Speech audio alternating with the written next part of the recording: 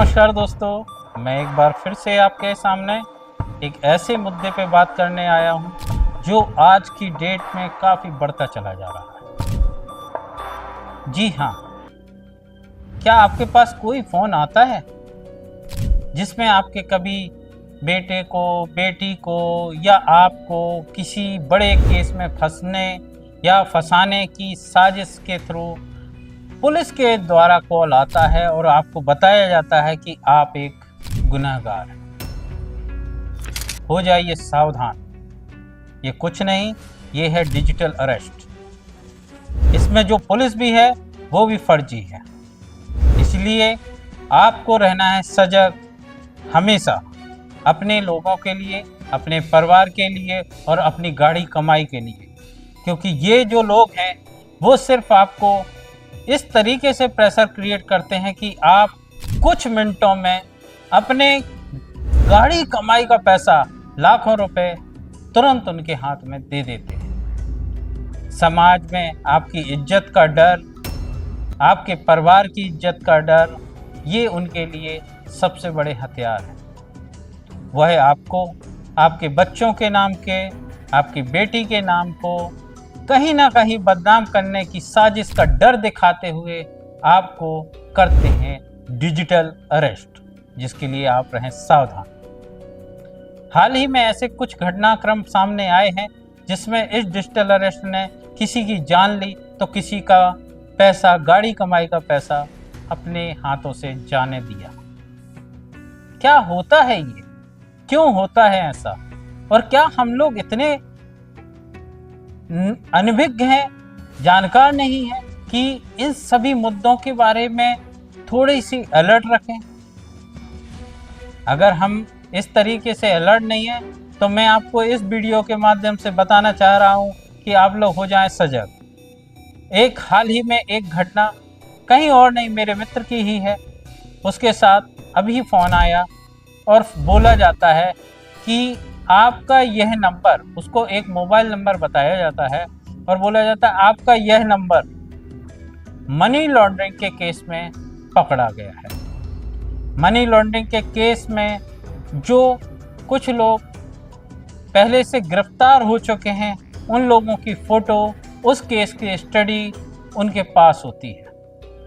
उन चीज़ों को रेफरेंस में रखते हुए वो आपको करते हैं डिजिटल अरेस्ट। आपसे वो चर्चा करेंगे कि आपका ये नंबर जो है मनी लॉन्ड्रिंग के केस में पकड़ा गया है और ये कार्ड आपके नाम पे है। तो आप तुरंत बोलेंगे ये मेरा नंबर है ही नहीं। तो वो बोलेंगे नहीं, आपके नाम का ही है और आपके आधार कार्ड से लिंक है। आपसे जब आधार कार्ड के लिए बोलेंगे तो आप अपने बोलेंगे मेरा आधार कार्ड नहीं है, तो फिर वो आपसे आधार कार्ड की कॉपी मांगेंगे, बोलेंगे कि आप आधार कार्ड दीजिए, हम आपको वेरीफाई करके बताते हैं। यही नहीं, हो सकता है वो आधार कार्ड के लास्ट के 4 डिजिट आपको बताएं भी कि आपका आधार कार्ड ये है और जो आपका इस फ़ोन नंबर से लिंक था। जब इस तरीके की बात बताते हैं और उनके बताने का ढंग और जो वो जिस तरीके से आपके ऊपर प्रेशर क्रिएट करते हैं, कम समय के अंतर्गत लगातार बातों पे आरोप और आपको बदनाम करने की साजिश जिस तरीके से वो लोग रखते हैं, उससे कहीं ना कहीं आपके ऊपर मानसिक दबाव बन जाता है। और जब आपके ऊपर मानसिक दबाव जिस तरीके से बनता चला जाता है, उस तरीके से वो लोग अपनी सफलता के कदम चढ़ते चले जा रहे होते हैं। हम आपको इस वीडियो के माध्यम से यही बताना चाह रहे हैं कि आप लोग इस चीज़ों को थोड़ा सा ध्यान रखें। कभी भी अनजान नंबर से, अपरिचित तरीके से किसी भी व्यक्ति का, किसी भी संस्थान का या पुलिस का, इनकम टैक्स का, ईडी का नाम लेके कोई आदमी अगर आपसे बात कर रहा है, अगर हो सके तो आप अपना रिकॉर्डिंग ऑन करें और उस चीज़ को रिकॉर्डिंग में रखें, जिससे इस तरीके के साक्ष्य दूसरों को बचाने के काम आ सकें और पुलिस को इन चीज़ों के बारे में बताया जाए। आपको जो ये कहानी हम सुना रहे हैं, इसमें पहलू यहीं तक रुकता नहीं है कि उसको नंबर वर का बात की जाती है, उसको फिर डिजिटली अरेस्ट करने के लिए आगे लेके जाते हैं वो और बोलते हैं अभी आपके सराउंडिंग आवाज़ आ रही है, आपके परिवार में बच्चे हैं, कौन कौन हैं उनको दिखाओ, उनके आधार कार्ड मांगेगा, आपकी वाइफ के बारे में पूछेगा, उसके आधार कार्ड मांगेगा। वो आपकी सजगता है कि आप उसको क्या देते हैं क्या नहीं देते हैं। और फिर वो बोलेगा कि आप सबके बीच में हैं, आपकी इज्जत उछल जाएगी, आप कृपया एक कमरे में एकांत में बैठें और हम आपको उससे निकलने का साधन बताएंगे। वो जिस तरीके से फिर आपको एक कमरे में ले जाएगा, अंदर से कुंडी बंद करने के लिए बोलेगा जिससे आपको कोई डिस्टर्ब ना करे, ये उनका कहना है। लेकिन वो इसलिए करते हैं कि अगर आप कहीं हिप्नोटाइज, बेसिकली मैं बोलूँ उनको कि हिप्नोटाइज कर रहे हैं वो डिजिटली तरीके से, जिसको मैंने डिजिटल अरेस्ट का नाम दिया है, वो गलत नहीं है। वो आपको हिप्नोटाइज करके आपको अपनी बातों में पूरी तरीके से ले जाएंगे और आपसे वो काम कराएंगे जो आपको नहीं करना चाहिए। आपके ऊपर प्रेशर क्रिएट करते हुए आपके सारे डेटाबेस लेंगे और फिर बैंक के डिटेल मांगे जाएंगे कि आपका ईडी के तरफ से बताया गया है कि आपका फलाने बैंक में एक अकाउंट है। शायद आप उसको हाँ भी बोल सकते हैं और ना भी बोल सकते हैं। अगर आप हाँ बोलते हैं तो वो तुरंत बोलेंगे कि इसमें आपका ट्रांजैक्शन हुआ है, ये ट्रांजैक्शन की आईडी हमारे पास है और ये सारे एविडेंस कोर्ट में पेश किए जाएंगे। अगर आपने ना कहा तो वो बोलेगा नहीं, आपका इस नाम से है, आपको पता नहीं है, इसमें इतने करोड़ रुपए ट्रांसफ़र किए गए हैं। आप डर जाएंगे, आपके ऊपर प्रेशर बनेगा।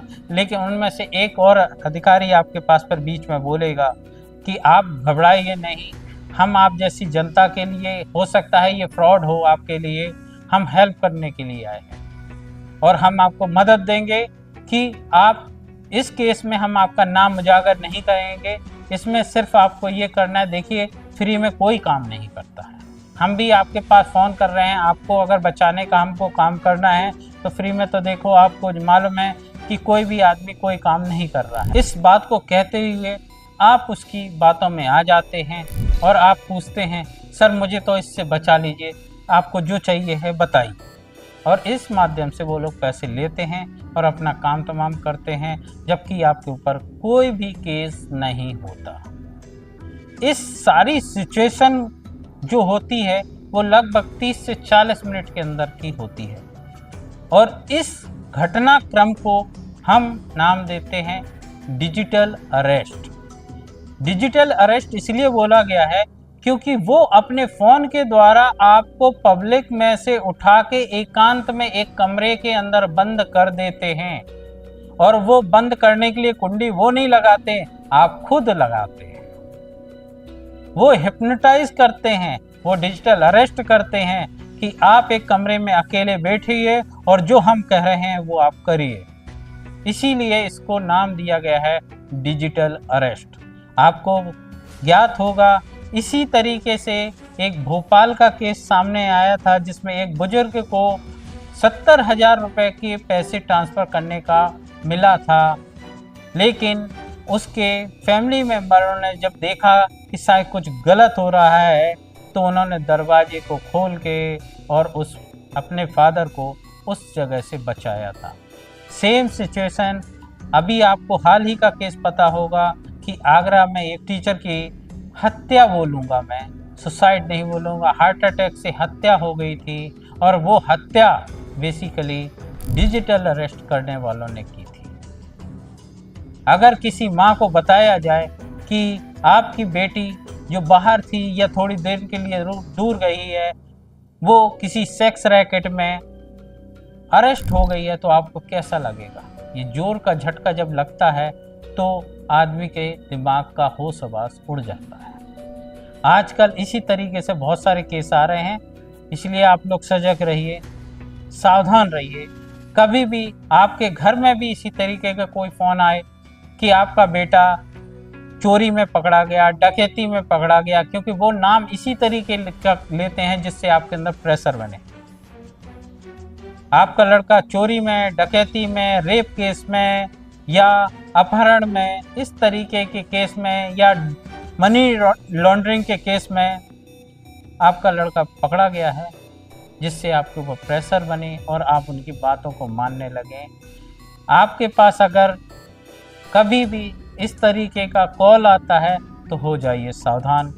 हमारा ये वीडियो सिर्फ आपको इस तरीके की सिचुएशन से बचाने के लिए है।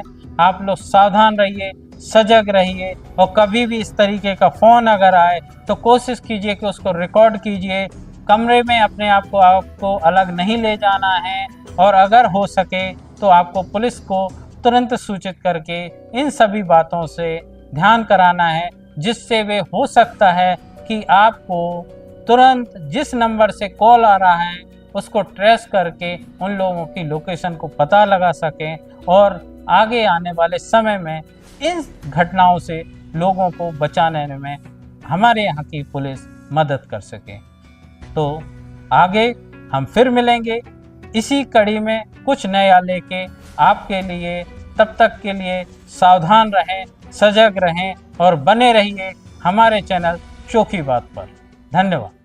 हम अपने घर को सुंदर बनाने के लिए मार्केट से बहुत सी चीजें देखते हैं, लेकिन पसंद की चीजें नहीं मिलती हैं, न ही ऑनलाइन और न ही ऑफलाइन, और मिलती भी हैं तो बहुत महंगी होती हैं।